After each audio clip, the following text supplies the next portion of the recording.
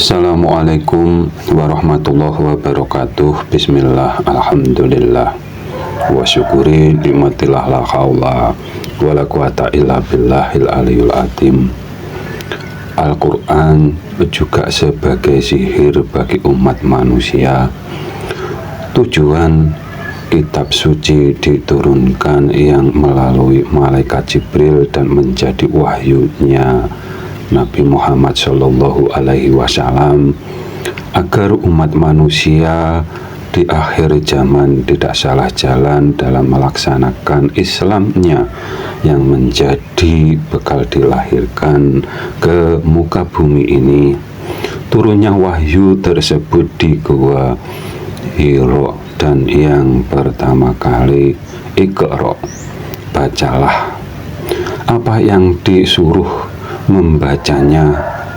Apa turunnya Iqra itu berbentuk tulisan atau rangkaian huruf seperti ayat, sedangkan diceritakan baginda Nabi Muhammad Shallallahu Alaihi Wasallam tidak dapat membaca dan menulis.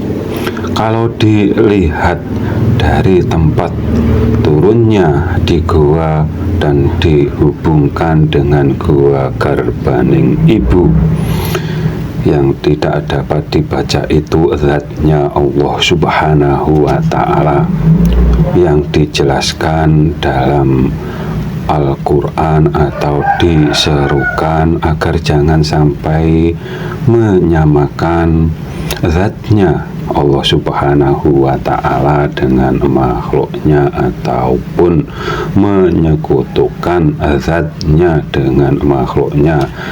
Dan yang disebut sekutu itu berteman atau dianggap butuh makhluknya.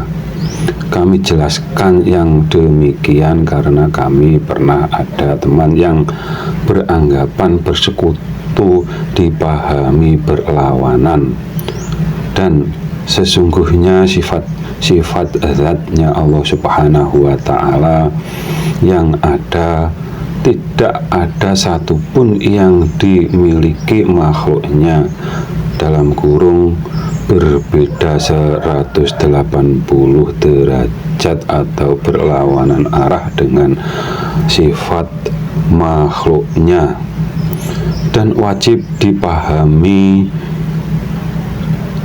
demikian. Dan sifat itu sudah bulat, jangan dirubah atau ditakwil atau dikiaskan.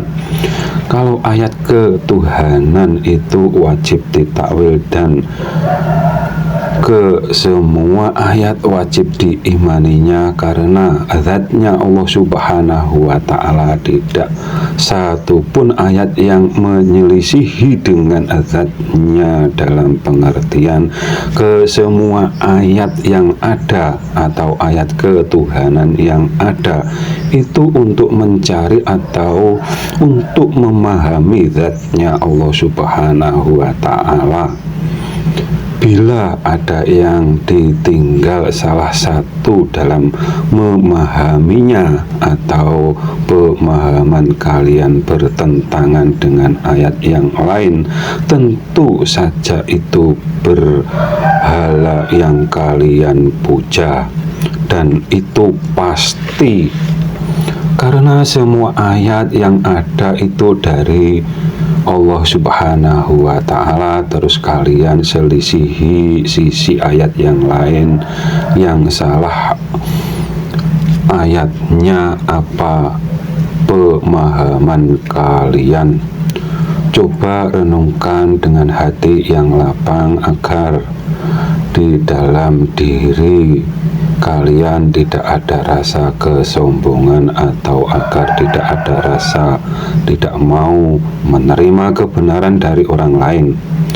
Tujuan Al-Quran diturunkan atau diwahyukan digambarkan di surat Fatihah ayat ke-6 dan ayat ke-7 atau ayat terakhir.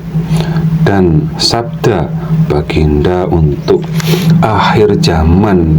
Di zaman akhir banyak yang membaca ayat-ayat kitab suci Al-Quran tidak sampai di kerongkongannya. Yang demikian dapat dilihat apakah mereka mengimani seruan ayat Al-Quran dengan benar dan tepat, atau hanya untuk dibaca saja, atau hanya bertauhid bermata sebelah, atau iman ke ayat ketuhanan dengan keseluruhan apa tidak. Secara global ayat ketuhanan hanya ada dua sisi: ayat Tuhan titik-titik di atas titik-titik dan Tuhan titik-titik dekat titik-titik. Bila salah satu sisi ayat tersebut kalian ingkari salah satunya, maka seperti yang digambarkan seperti Dajjal matanya sebelah. Dajjal itu siapa toh? Dajjal itu yang mengajarkan ilmu tauhid, akan tetapi yang bertauhid mujasimah, yang menyamakan Tuhan dengan makhluknya, seperti Samiri yang disebut Dajjalnya di umatnya baginda Nabi Musa. Sepengetahuan kami, yang mengajarkan tauhid iman dengan sifat-sifatnya, zatnya Allah Subhanahu wa Ta'ala, akan tetapi dipahami dengan ditakwilkan. Sifat-sifat itu adanya sama persis dengan yang disifatinya, dan untuk kesemua yang mempunyai sifat tidak pandang bulu. Contohnya orang yang gemuk disebut gendut, itu pun kalau benar pemahamannya, karena ada yang disebut kebalikannya. Apabila ada kata yang salah, kami mohon maaf. Akhirus salam, wassalamualaikum warahmatullahi wabarakatuh.